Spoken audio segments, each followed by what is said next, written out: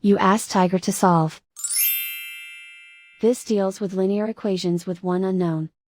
The final result is m equals -2. Let's solve it step by step. Simplify the expression. Group like terms.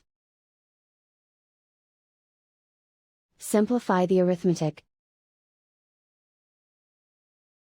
Group all m terms on the left side of the equation.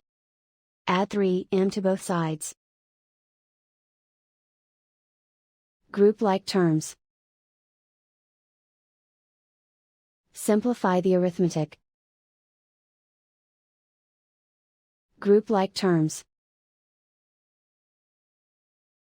Simplify the arithmetic. Group all constants on the right side of the equation. Subtract 1 from both sides. Simplify the arithmetic.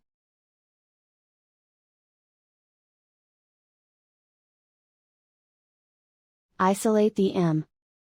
Divide both sides by -4. Cancel out the negatives. Simplify the fraction. Move the negative sign from the denominator to the numerator. Find the greatest common factor of the numerator and denominator.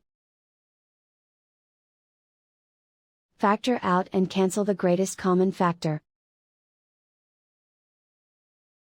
And so the final result is m equals -2.